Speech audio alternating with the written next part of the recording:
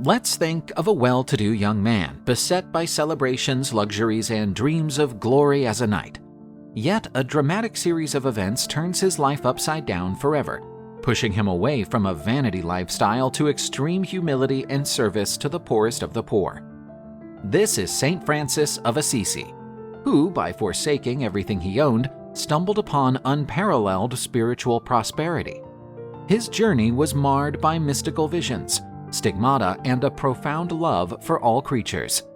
Saint Francis of Assisi was born in 1181 in Assisi, central Italy. His baptismal name was Giovanni di Pietro di Bernardone, but his father, Pietro di Bernardone, a wealthy cloth merchant, dubbed him Francis. His mother, Pica, came from a noble and devout background and was instrumental in her son's religious upbringing. The Bernardone family spent a comfortable and respectable life, typical of the well-heeled merchant families of the time. Francis was brought up from an early age in an affluent and upscale environment, where he had no shortage of anything. His father wanted him to pursue his own business, making sure that Francis had a business-oriented education. During his youth, Francis of Assisi intensely experienced the wealth and leisure that his family provided for him. He became known for his flamboyant lifestyle, often attending social events and parties that catered to the city's elite. He was looked up to by his friends and considered by many to be the king of parties. He was vain, wearing the finest garments, and loved to flaunt his exquisite appearance. He pursued worldly joys, and his nonchalant and charming demeanor made him a well-known figure in Assisi. And yet this never-ending quest for pleasure and social approval hid a deeper desire for glory and honor. Like so many young men of the time, Francis daydreamed of a life of knightly adventures, inspired by medieval standards of bravery and chivalry. He longed to become a knight, engage in combat, and attain fame and distinction on the battlefields, a wish that seemed within reach when, in 1201, Assisi clashed with the neighboring city of Perugia. The feud between Assisi and Perugia was one of numerous local disputes in medieval Italy, punctuated by rivalries between city-states. In a bid to prove his bravery and make a name for himself, Francis joined the Assisi forces as a soldier. But fate had a bitter experience in store for him. The Assisi forces were defeated, and Francis was subsequently captured by the Perugia soldiers. Francis found himself a prisoner, a reality quite different from what he was used to. He remained a captive for about a year in harsh conditions, suffering from hunger, cold, and illness. This pain and deprivation had a profound impact on his worldview.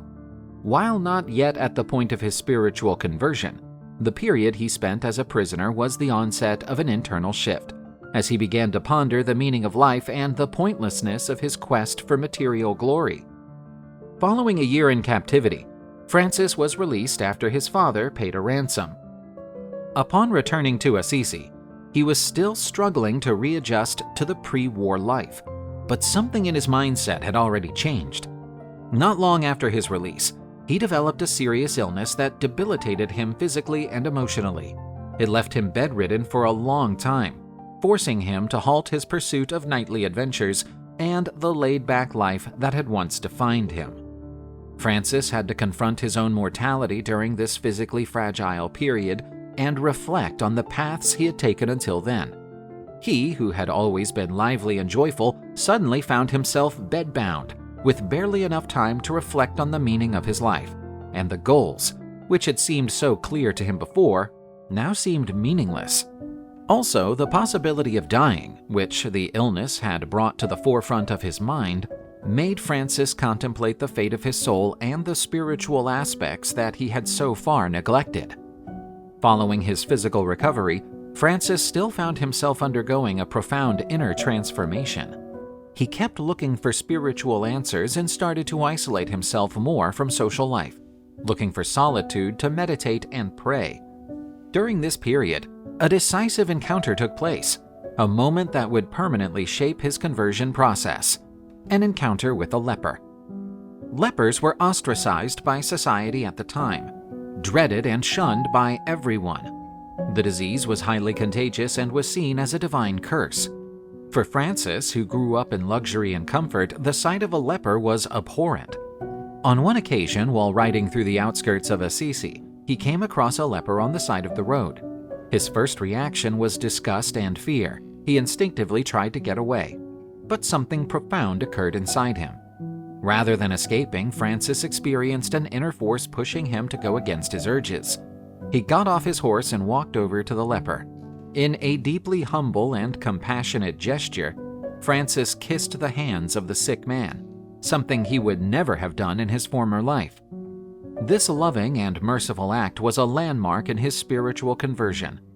He, who had once despised suffering and poverty, now saw the presence of Christ in the needy. This encounter was a symbol for him of the total abandonment of his previous vain life and the beginning of a path of humility and servanthood.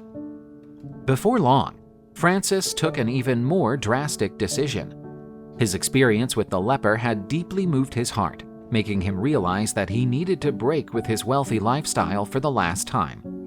In one of the most poignant moments in his journey, Francis publicly decided to renounce his inheritance and material possessions. This episode occurred in front of the Bishop of Assisi and a large number of citizens, including his own father.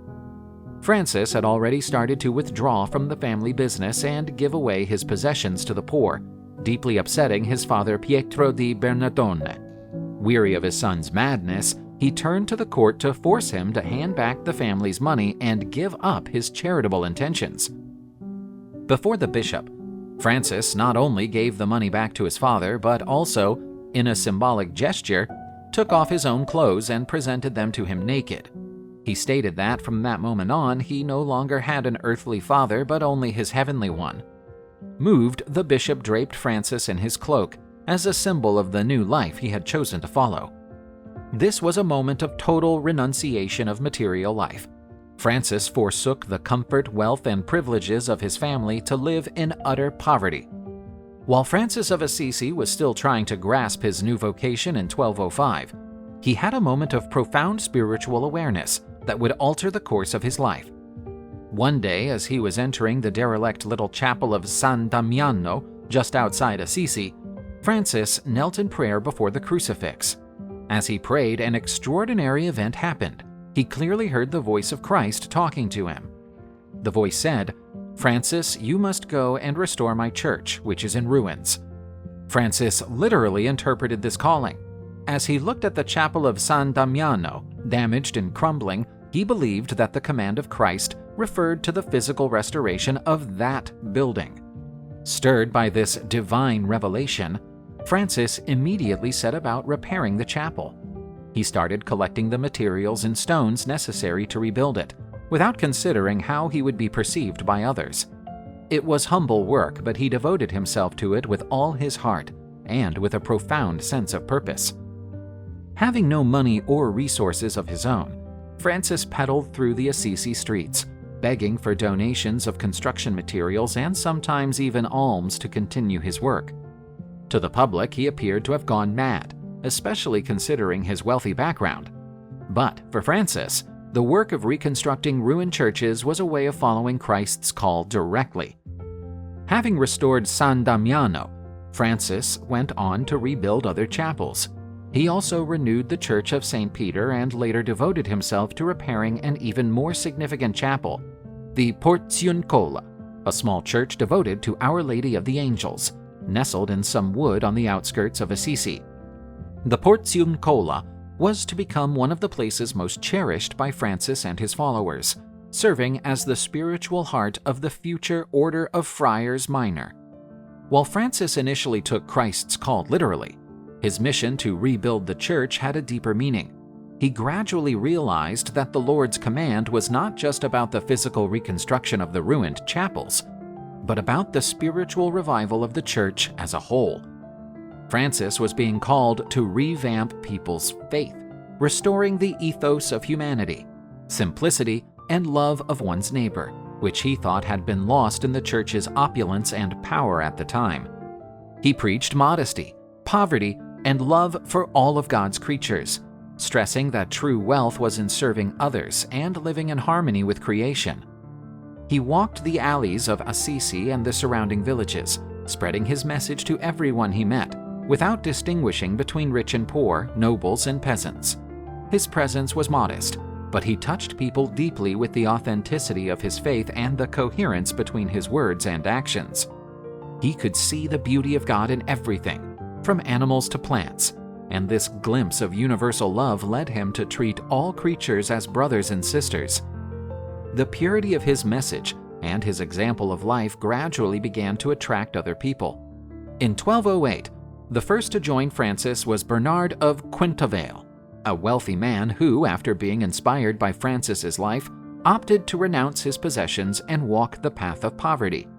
Soon after, others started to flock to him, forming a small group who agreed on the same vision of living in poverty, simplicity, and service to the neediest.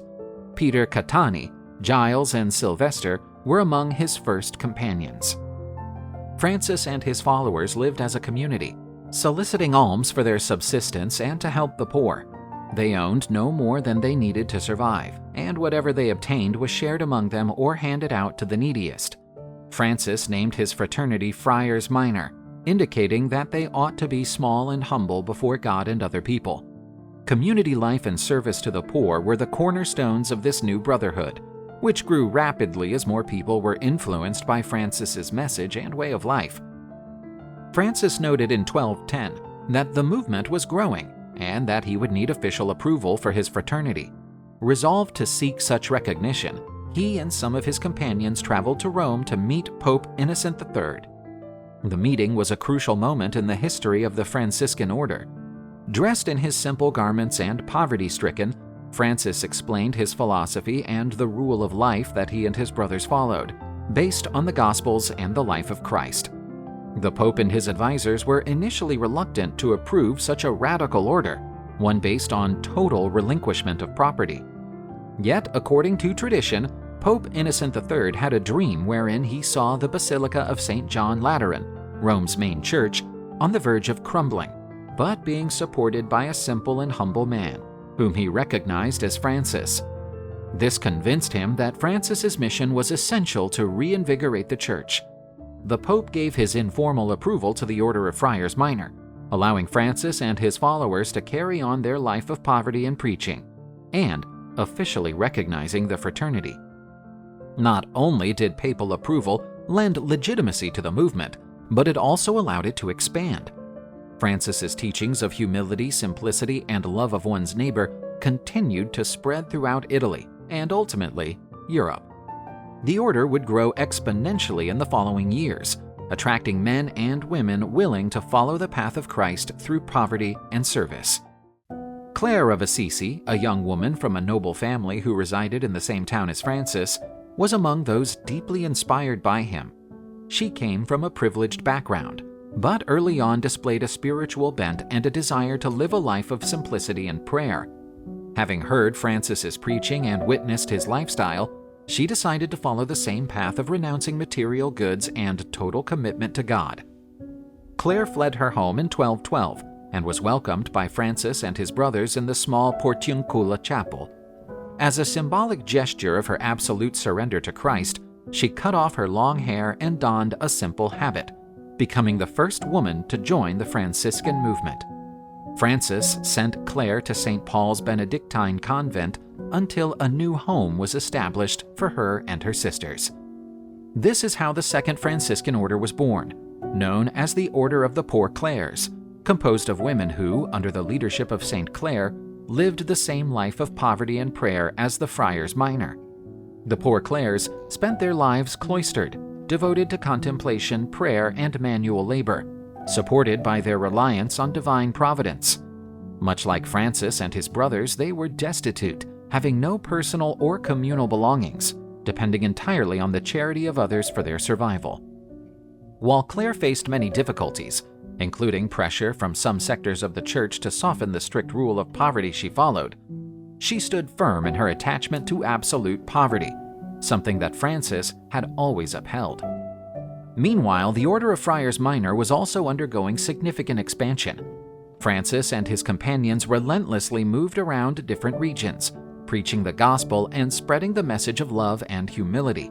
The simplicity and joy of their approach attracted more and more followers. The order grew dramatically, spreading throughout Italy and beyond. In just a few years, there were Franciscan friars in several parts of Europe, including France, Spain, and Germany.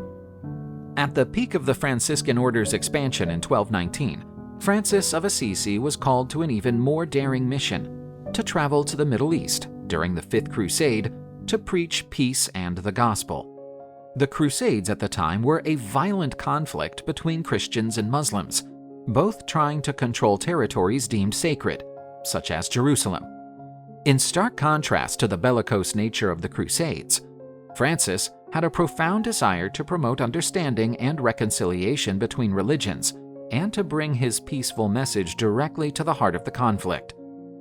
He traveled to Egypt, where the Crusader army was embroiled in the siege of Damietta, a city controlled by Muslim forces led by Sultan Malik al-Kamil.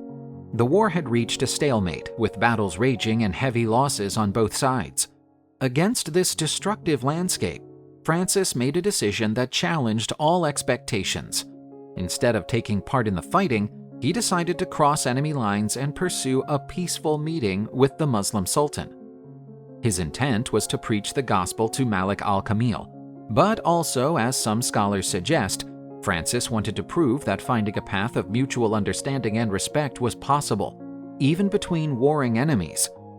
Deeply believing in the power of dialogue and peace, he and one of his companions, Brother Illuminatus, headed fearlessly towards the Muslim camp.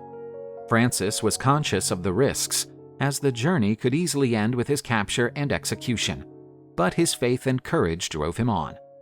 After being captured by the Muslim forces and taken to the Sultan, something unexpected happened. Instead of being mistreated as a spy or enemy, Francis was welcomed with curiosity and respect. Known for his intellect and openness to dialogue, Sultan Malik al-Kamil was impressed by Francis's courage and sincerity. Rather than using violence or aggressive proselytizing, he addressed the Sultan with humility and profound respect. During Francis's days in the Sultan's camp, the two had several talks. Although Francis spoke about his Christian faith and God's love, he made no attempt to force a conversion. The Sultan was so struck by Francis that he offered him gifts and even permission to preach among his soldiers. In keeping with his vow of poverty, Francis declined any material reward, but gladly accepted the gesture. When the time came to leave, he safely returned to the Crusader camp, his faith in dialogue and reconciliation reinforced, even during such a violent conflict. The encounter with Sultan Malik al-Kamil had become a powerful symbol of understanding and dialogue between Christians and Muslims. Years later, the Franciscan friars inherited the custody of the holy places in Jerusalem, a role they still carry out today, partly due to the good relationship Francis established with the Muslims during his journey. In 1224, as he grew older, Francis's health worsened due to his austere life and the privations he voluntarily adopted. But his devotion to Christ remained steadfast, and he was constantly looking for ways to draw even closer to God. This was the setting in which he retreated to Mount Alverno, a secluded, mountainous spot in the Tuscany region, to spend a period of profound prayer and contemplation. He was especially focused on meditating on the Passion of Christ, the torment that Jesus had endured on the cross to redeem humanity. With his spiritual zeal, Francis wanted to feel Christ's pain and sacrifice more fully and personally, to unite himself even more deeply with his Savior. During intense prayer, Francis had a vision that would be an extraordinary landmark in his life. He spotted a flaming winged seraphim, bearing the figure of the crucified Christ coming towards him. This was a deeply moving and mysterious sight, depicting the union between human suffering and divine glory. During this mystical experience, Francis was seized by a feeling of intense pain and divine love, and then something extraordinary occurred. His own body displayed the marks of Christ's crucifixion, the Stigmata. They appeared on his hands, feet, and side, matching the wounds Christ had endured during the crucifixion. These physical wounds, which bled and caused him great pain, were seen as a divine sign that Francis had been graced with a unique share in Jesus' redemptive suffering. Francis saw the Stigmata not as a source of pride or vanity, but as a manifestation of his profound devotion and his desire to follow Christ wholeheartedly, even in suffering. While he tried to conceal the stigmata, they soon became known to his closest companions. Francis was deeply touched and humbled by this experience, viewing it as a sign that God had responded to his quest for a more intimate union with Christ. But the stigmata also brought great physical suffering to him, who was already weak from poor health. Francis now lived with open wounds, which never healed entirely and continued to bleed from time to time. St. Francis's stigmata were an unusual and mystical phenomenon, which spread quickly, further increasing the veneration surrounding his person. In the same year that St. Francis of Assisi was given the stigmata, he wrote one of the most famous works of his life, the Canticle of the Creatures, also known as the Canticle of the Sun. It reflects Francis's profound spirituality and his view that all of creation was bound together, part of one great family under God's fatherhood. For Francis, the natural world was not only a creation of the Lord, but also a direct manifestation of his love and goodness. Francis's canticle praised the sun, the moon, the stars, water, the wind, and even death, calling them his brothers and sisters. In every element of nature, he saw a reflection of God's greatness and presence. Written in vernacular Italian rather than Latin, the poem was groundbreaking for the time, as it allowed ordinary people to understand and partake in this spiritual vision. The Canticle of the Creatures is widely regarded as one of the first literary works written in the Italian language and is a poetic embodiment of the Franciscan theology that God can be found in every part of creation. With his health worsened, Francis lived out his last days with peace and tranquility. Suffering from several illnesses, including blindness, he spent his last years surrounded by his brothers and in a profound state of prayer. In 1226, aware that his death was approaching, Francis requested to be brought back to the Porziuncola, the place where he had started his journey of poverty and service. He wanted to die in utter simplicity, just as he had lived. Francis passed away on October 3, 1226, aged 44. His last moments were noted for his humility and unwavering faith. He requested to be laid directly on the ground, in contact with the earth, as a sign of his final humility and his unity with creation. Encircled by his brothers and in prayer, Francis departed this world, leaving behind a spiritual legacy that would transcend his life. His death deeply moved his followers and the whole church. Francis had sparked a spiritual rebirth in medieval Europe, calling people to return to the gospel and to live in simplicity, humility, and love of one's neighbor. His life was a testimony to genuine faith, and veneration for Francis grew rapidly after his death. His reputation for holiness was so widespread that, in 1228, just 2 years after his death, Pope Gregory IX officially canonized him as a saint of the Catholic Church. Francis's sainthood was a recognition of his profound impact on Christian spirituality and his importance to the renewal of the Church in challenging times. Thousands already considered him a saint, and his role model would continue to influence generations to come. St. Francis of Assisi's legacy is still extremely relevant today. He is remembered as the patron saint of animals and the environment, whose message of universal love, respect for creation, and simplicity of life deeply resonates in a world facing ecological and social justice issues. The Franciscan movement he founded has now spread globally, and his ideas of humility, peace, and fraternity still inspire millions of people around the world.